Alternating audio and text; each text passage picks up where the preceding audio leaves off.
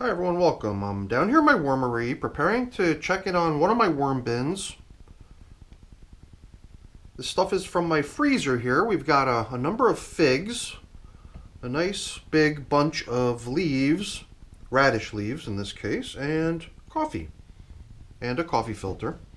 And off on the side I've got my worm chow, and the lucky recipients of this are my African night crawlers. Now these African night crawlers have sort of taken the limelight by being the system in which we have been doing some cotton composting.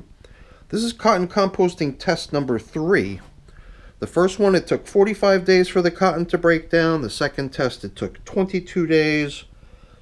Today we're at day 33 since the test began, so we're somewhere in the middle of the amount of time it took in past instances for the towel to break down. And after another 12 days, I'm curious to see what's going on in this system.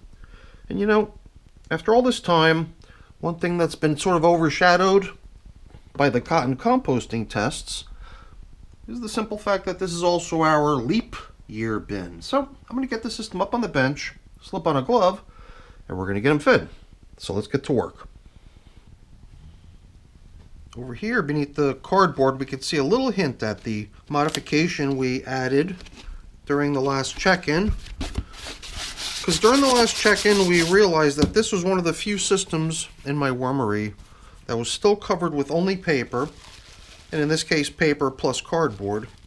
But last time we included this too, a little piece of plastic, because plastic, unlike the paper, will simply not allow moisture to pass through it.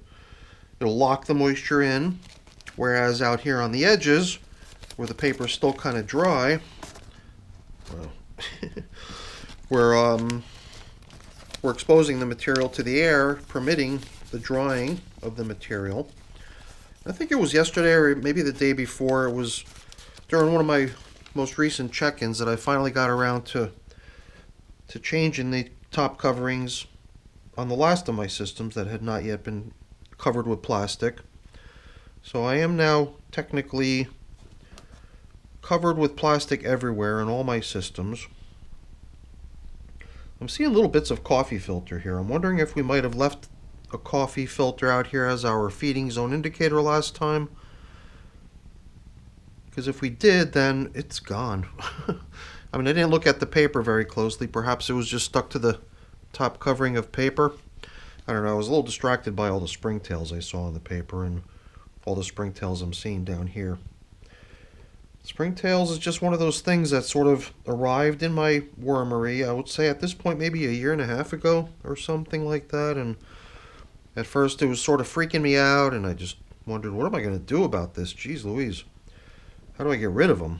And in a way, I've just somehow grown accustomed to them being there. I'm still very interested in figuring out a way to eventually do away with the springtails. It just feels like one of those situations where I'm not in control. So I have been considering reviving my testing of that to see if I can eventually arrive at some sort of a process that might work. So if I had found a process that works, I would probably be springtail free at this point. So I bumped into a little pocket of what appeared to be leftover shredded paper cardboard bedding, and I set it aside. I feel like I'm excavating a little bit more carefully here than I normally would, and I think that's because I'm attempting to find bits of the towel, if they remain, and I assume that they probably do, and pull them out. But I also know at the same time that a lot of what I'm going to be encountering are probably leftovers from the last feeding and the feeding before that included banana peels. So I kind of imagine myself encountering somewhat larger objects that might be mistaken for the towel, but they might just be banana peel. I don't know, here and there I just thought I saw a glimpse or caught a glimpse of something that looked like the towel, like right there, for example. That color red, it's a little tricky because all these little pink and red worms everywhere catch your eye all the time, but that little bit of red right there on that object right there tells me I think we're still dealing with a little bit of residual towel. But I mean, if all we're going to encounter is little itsy bitsy scraps like that of the towel, I would have to assume that we're tracking towards a point in time, perhaps only a few days from now, at which we would be completely incapable of locating any more of that towel.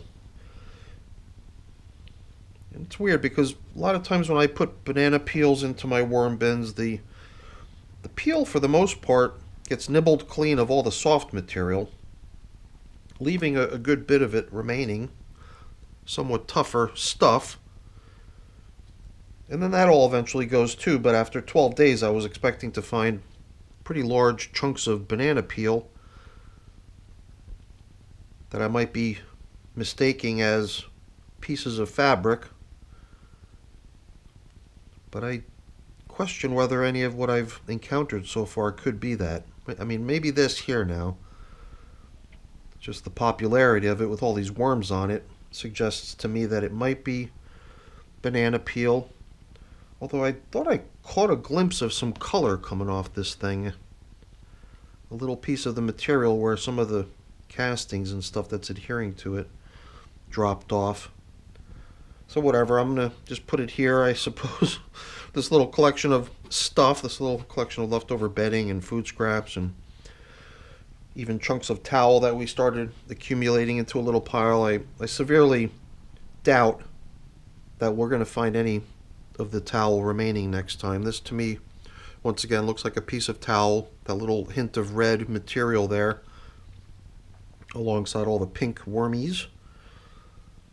I mean, it does feel to me like if I were to put any effort into it whatsoever to like tear away at that stuff, it would just go to pieces immediately. So that's the reason I'm being very careful with it, so that it can remain a solid object for us to at least catch a glimpse of here. Because you know what? I've got a feeling whenever that may be, perhaps another 10, 12 days, a couple weeks from now, whenever, when we get back into feeding the system again next time, I have a hunch that we're not going to be encountering any more towel. And at that point we'll give it some sort of a official number. It'll probably be a number of days that is close to the amount of time it took for us to compost down the cotton towel fragment that we put in during cotton fabric composting experiment number 1 in here. Now, why we actually had a second similar test that got done so quickly, I don't know.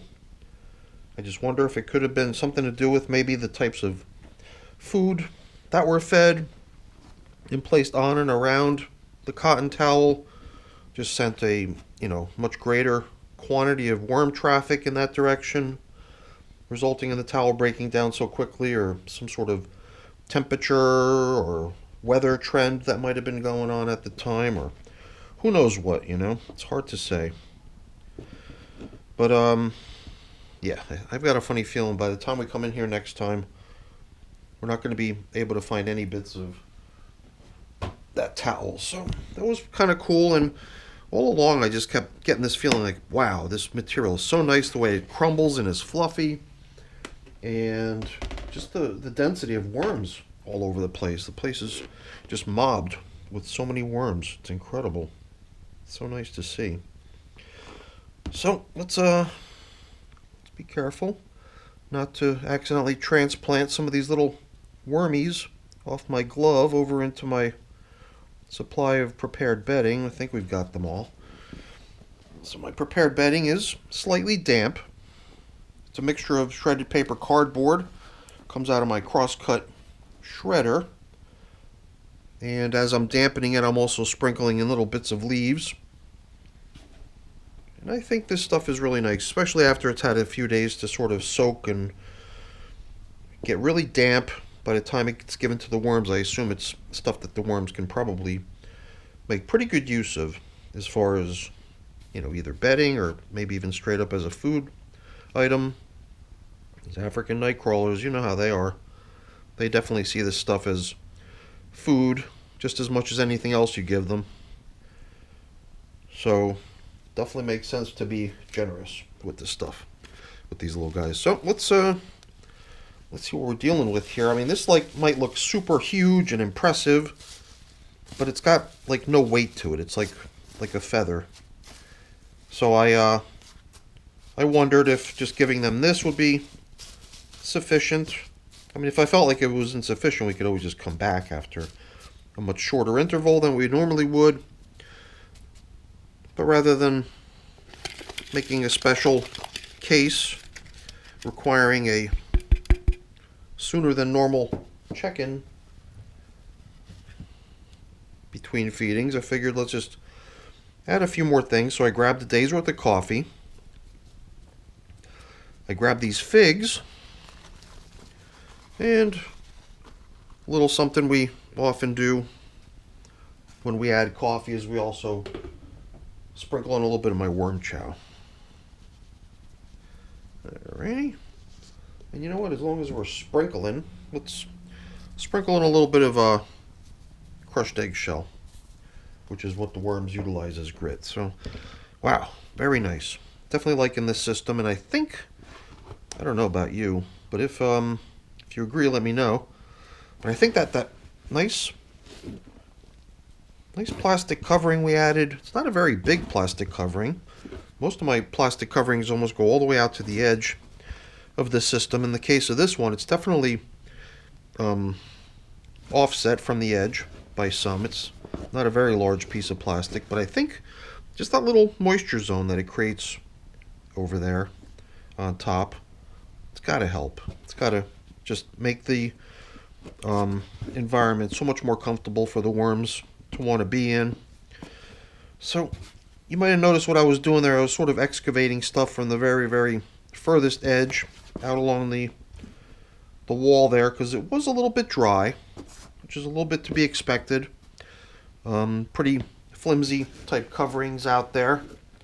Not to mention that that's furthest away from where the moisture of the feedings ends up going into the surrounding materials. So it seemed like maybe a good idea to bring in some of this stuff from the outer edges closer to the middle, where it's going to gain the benefit now of being covered by plastic and the increased moisture recirculation that occurs due to that.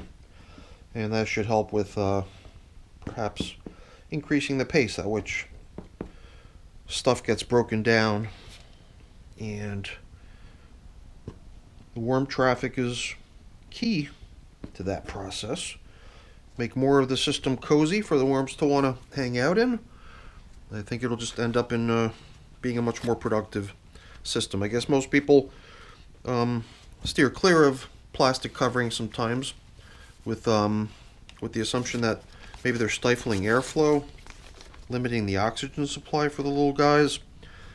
I feel like I'm in here frequently enough that I'm able to ward off any sort of issues like that before they can become dangerous.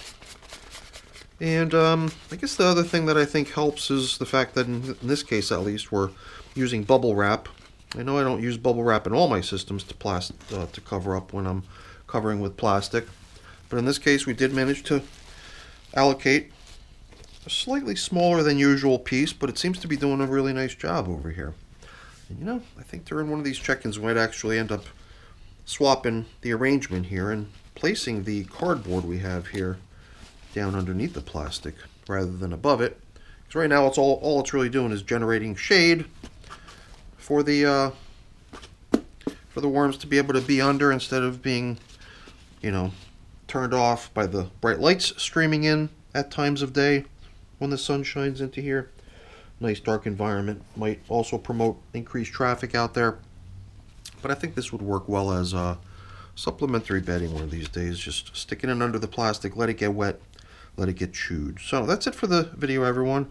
The only last thing I'm thinking of doing here, you know, not trying to extend the length of the video or anything like that, but I did notice a couple flying insects when I first came in here, and I even set my mosquito dunks powder here aside to put it within easy reach. So I want to get some of this in here, even though it was only perhaps a mating pair of little flying insects I saw over here, another one crawling over here, and another one out on the top surface when we first arrived. Doesn't seem like a dangerous number, but I don't want, I don't want them to feel welcome in here. If the BTI, the mosquito dunks, can help eliminate them, then I'm happy to allocate some of that to this system as well. All right, everyone, that's it for the video. Hopefully you enjoyed it. If you did, as always, please don't forget to leave me a quick thumbs up before you go. That's always really appreciated. And if you haven't done so already, please also consider subscribing to the channel. That's very much appreciated as well. All right, everyone, have a great day. Thanks for watching. Bye now.